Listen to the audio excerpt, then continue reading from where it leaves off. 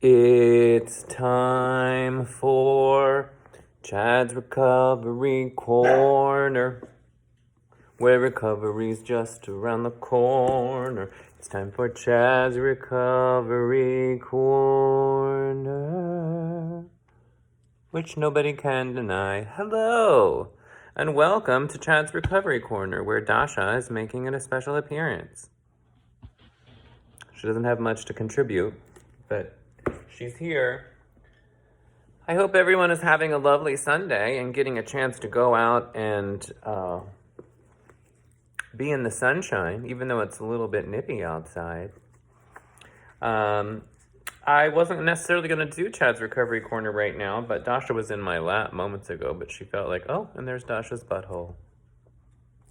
Special treats all day long. Okay, she was in my lap, so I figured I would do it now, but then she got up to bark at nothing.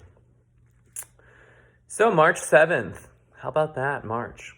Next week is daylight saving time. Don't forget. Spring forward, more daylight. Who were our parents and what were their dreams and desires? How have our families influenced who we are?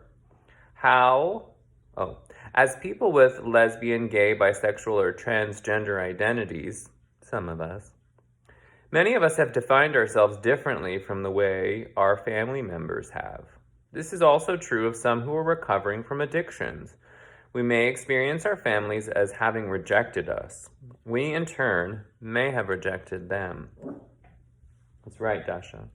Over time, as we assume responsibility for our adult actions and take steps to fulfill our own dreams, we may begin to see family members differently. Like us, they have been shaped by circumstances not entirely of their own making. Like us, they may have tried to do their best.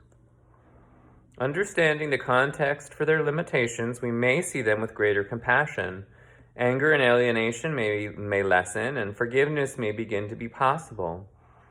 Whatever the shortcomings of our families, we have the freedom to make choices that nurture our adult selves. Today, I see myself and others as whole human beings. I forgive them, and I forgive myself. Well, we haven't talked a lot about family in Chad's Recovery Corner. But I have had an incident recently where my mother came and stayed, and we talked a little bit about, how it was to be a child to be a gay child in the time that I grew up, and also to be the parent of a gay child, and the very different situation that it is now than it once was. But, as some of you may know, I am also a therapist during the daytime, and a lot of our therapy is coming from the assumption of not blaming parents, even in some of the worst case scenarios, but more assuming that they did the best that they could, and working from there. What would it feel like to just believe or take on the assumption, really no matter what may have occurred, that your parents did the best they could, or your parental figures, or your people that raised you, or whatever the case might be for you? Maybe that's not a place that's okay, and sometimes if there's trauma involved, there might be a different kind of layer to look under, so to speak. But I think this reading is telling us that, especially when it comes to family,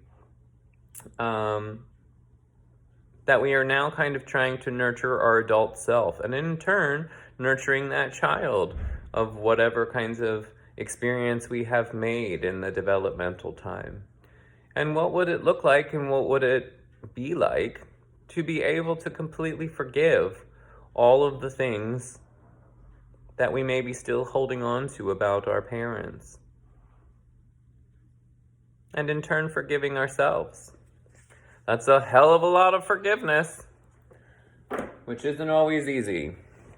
Well, oh my God. Oh. Well, I gotta go. I spilled coffee on my laptop. I don't think it's gonna sink in, but it still causes me great anxiety. So, anyway, we'll sip it from our cup anyway. And then we'll go get a paper towel. Well, lots of love. Sometimes we have to just sit with our mistakes. Oh well. Tune in next week when I may have to have a new laptop. Bye.